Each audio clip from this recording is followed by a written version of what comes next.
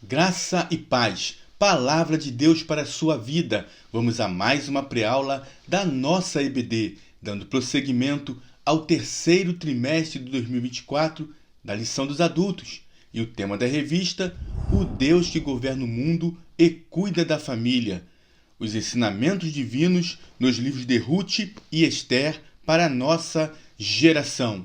O comentarista das lições desse terceiro trimestre é o pastor Silas Queiroz. E a lição que iremos abordar é a lição de número 12. A lição de número 12 ela está datada para ser ministrada no dia 22 de setembro de 2024. E o tema da lição, o banquete de Esther, denúncia e livramento. Texto áureo, como ribeiros de águas, assim é o coração do rei na mão do Senhor. A tudo quanto quer o inclina. Isso está escrito no livro de Provérbios, capítulo 21, versículo 1. Verdade prática. Devemos reconhecer as autoridades humanas, mas não podemos atribuir-lhes um poder acima do que elas têm. Há um Deus no céu. A leitura bíblica em classe encontra-se no livro de Esther, capítulo 7, do versículo 1 ao versículo 10. Vamos à nossa introdução. Introdução. Na lição anterior, vimos como que Deus agiu de maneira extraordinária em favor de Mardoqueu, em favor de Esther. Observamos que, através da ação de Deus, o cenário mudou totalmente em Suzã, a ponto de Mardoqueu ser exaltado e Amã humilhado. Os próprios parentes de Amã, sua esposa, seus amigos, prenunciaram a sua derrota, preveram a sua derrota. Tudo seria resolvido no segundo banquete promovido por Esther. Vamos agora adentrar os tópicos com seus subtópicos e fazer um resumo, uma síntese bem clara, bem objetiva do assunto que iremos tratar. Primeiro tópico, o banquete e a denúncia. Primeiro subtópico, a instabilidade de Amã. O dia foi terrível para Amã. Ele sai bem cedo de sua casa, vai até o palácio real, a fim de obter do rei Assuero uma autorização para enforcar o seu inimigo, Mardoqueu. Já vimos que Amã ele tinha ódio de Mardoqueu, não somente porque Mardoqueu não se dobrava diante dele, mas também porque Mardoqueu era judeu. E ele, como sendo um amalequita, ele odiava os judeus. Então, ao invés de conseguir essa autorização, Amã ele vai sugerir a maneira como Mardoqueu, seu inimigo, deveria ser honrado, achando que a honra seria para ele. E agora, esse dia se tornou um dia muito difícil para Amã, porque durante o dia ele serviu de guia para o cavalo que transportou seu desafeto judeu pelas ruas de Suzã. Depois desse dia terrível, desse momento terrível para Amã que ele havia vivido, ao chegar em casa, ele ainda escuta um prenúncio de sua derrota. Os seus sábios, sua esposa, sua mulher, Zereis, lhe dizem algo prevendo a sua derrota. Porque, em outras palavras, eles estavam dizendo: Amã, você mexeu com a pessoa errada. Veja o que está escrito em Esther capítulo 6, versículo 13.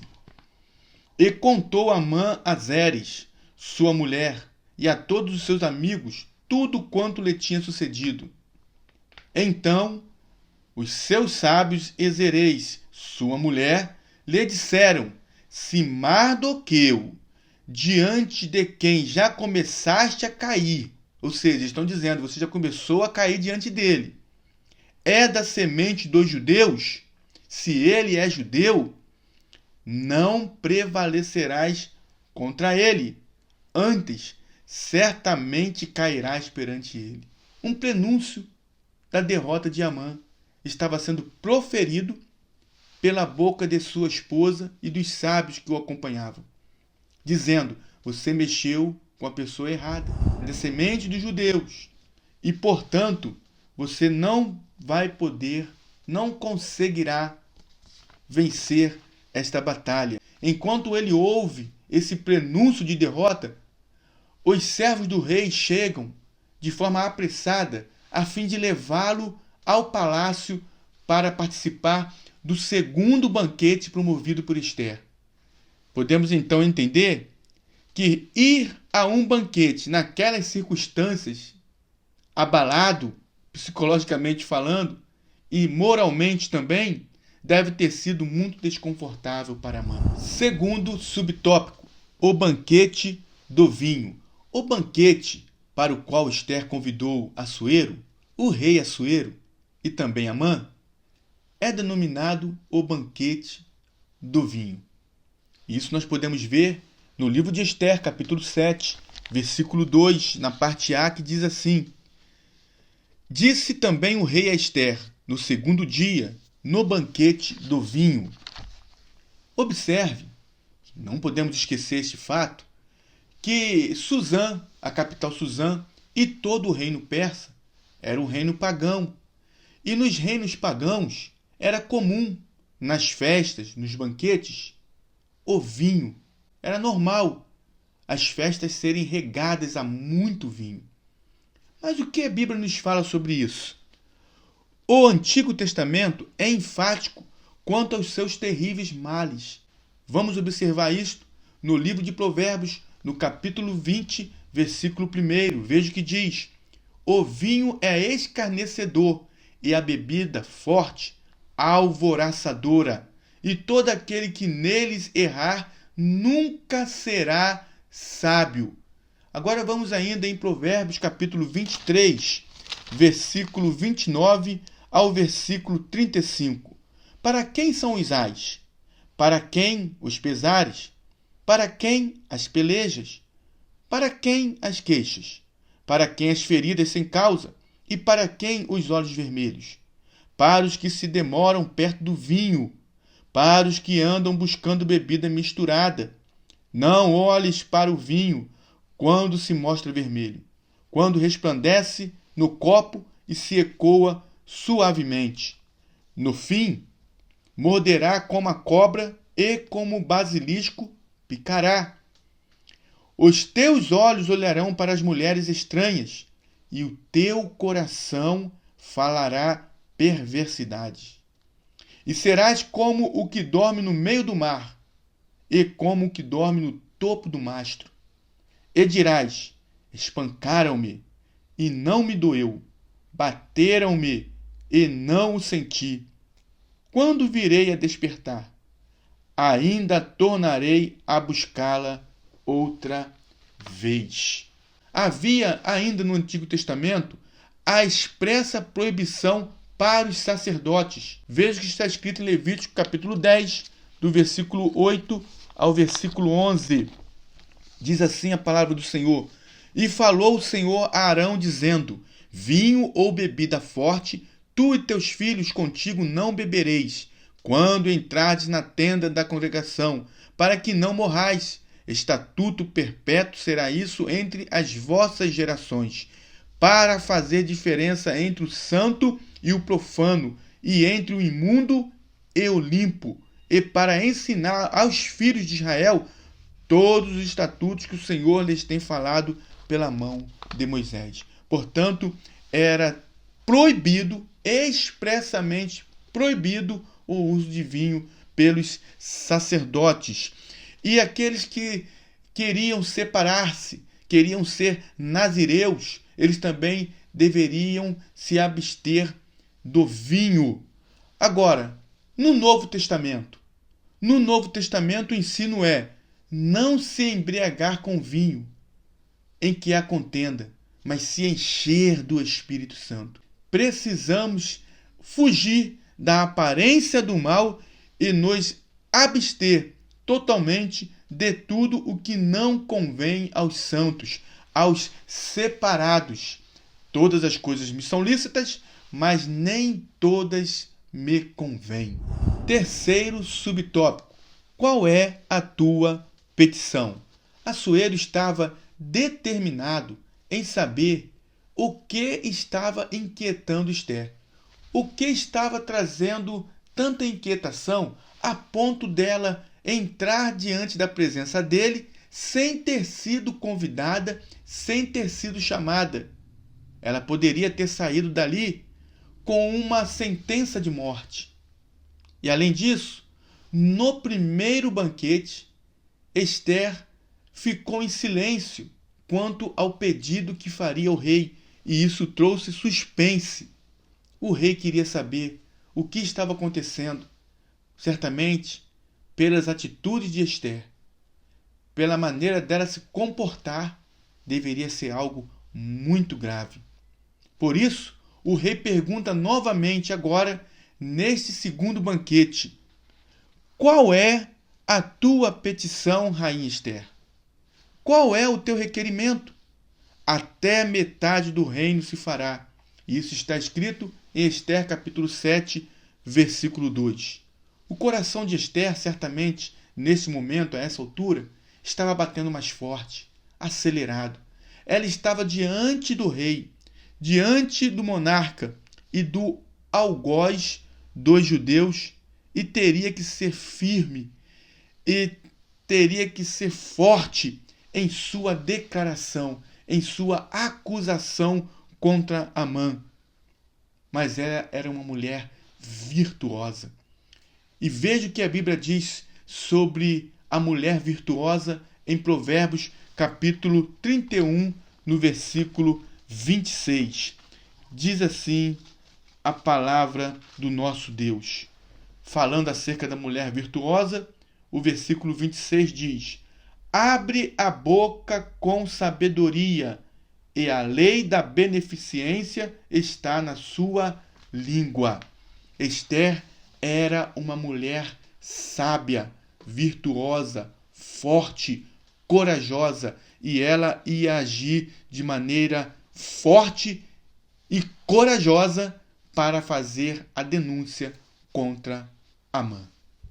Segundo tópico: a fúria do rei contra a injustiça. Primeiro subtópico: a revelação do plano. Esther detalhou tudo o que estava acontecendo ao rei Assuero.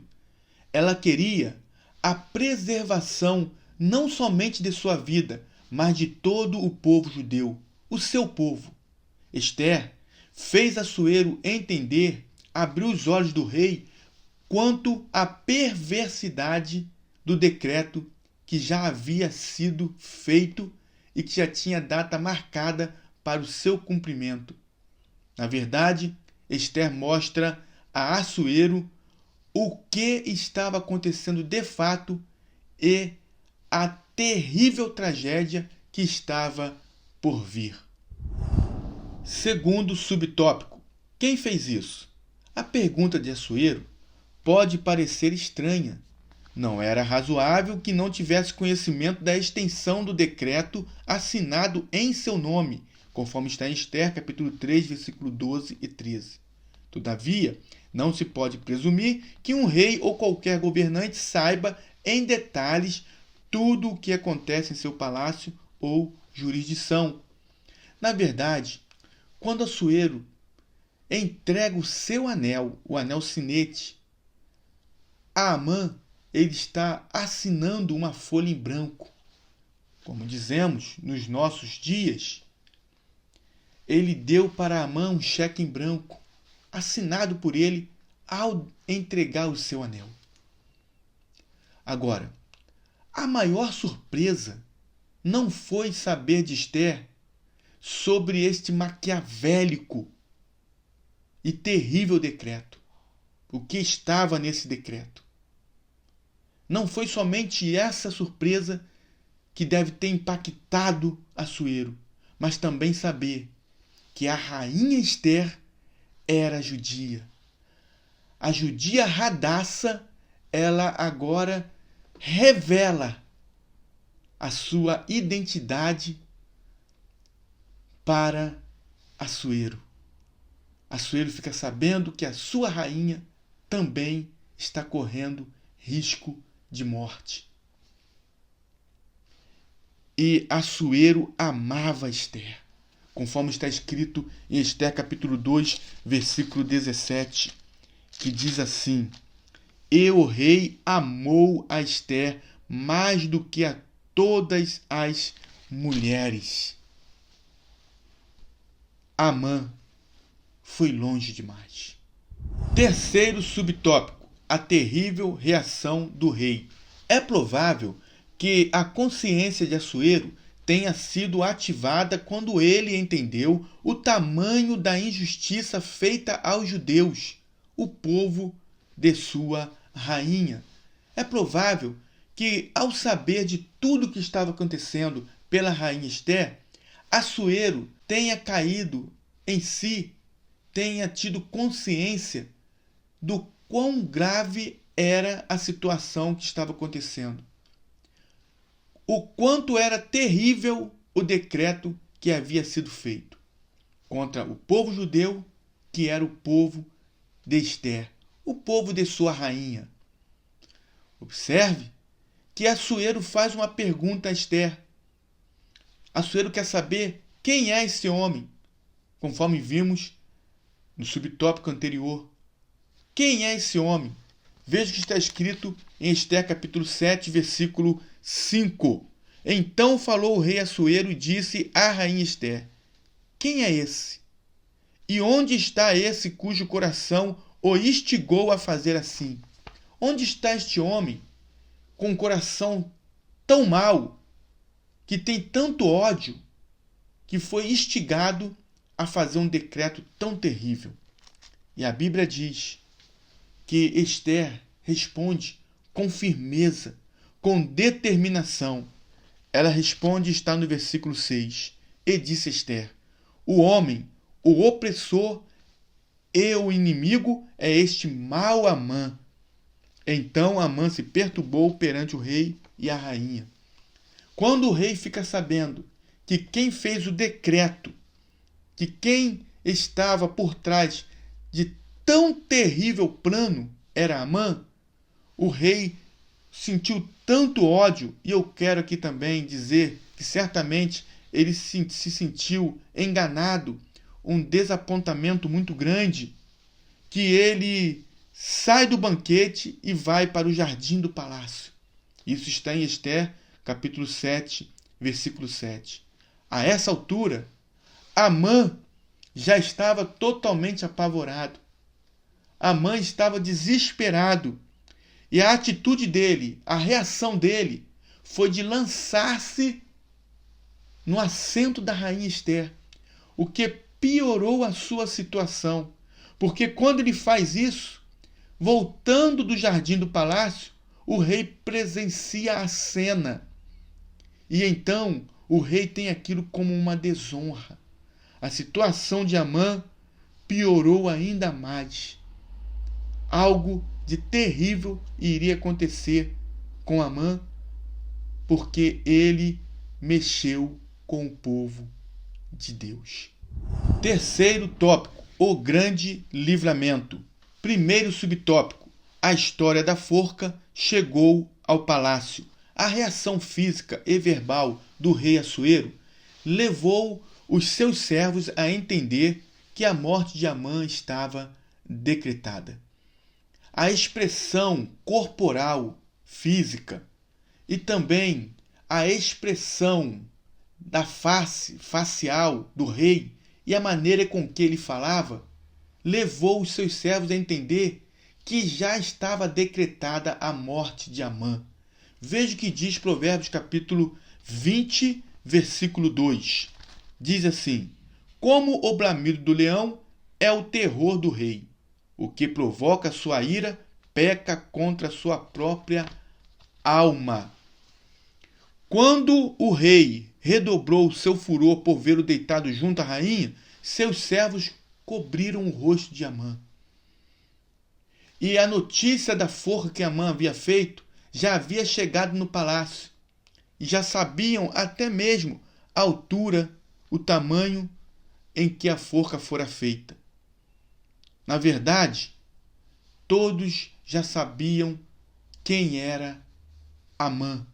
E agora ele ia provar daquilo que ele estava planejando, do mal que ele estava planejando contra Mardoqueu. Segundo subtópico, os ventos mudaram. Até aquele dia, todos se dobravam diante de Amã. Todos o reverenciavam. Todos os servos de Assuero se inclinavam e se prostravam diante de Amã. Mas, ao ver que Amã já estava com a sua morte decretada, eles mostram que Amã não era tão amado assim. Eles se dobravam diante de Amã por causa de uma determinação, de uma lei, mas não porque Amã merecesse tal coisa. Eles mostraram que Amã não era tão amado, tão querido assim. Na mesma hora, é feita uma sugestão ao rei para que Amã fosse enforcado na forca que ele havia feito para Mardoqueu. Os ventos mudaram. Conclusão: Amã deu lugar ao ódio e planejou de forma implacável e cruel a morte de Mardoqueu e de todos os judeus do reino da Pérsia.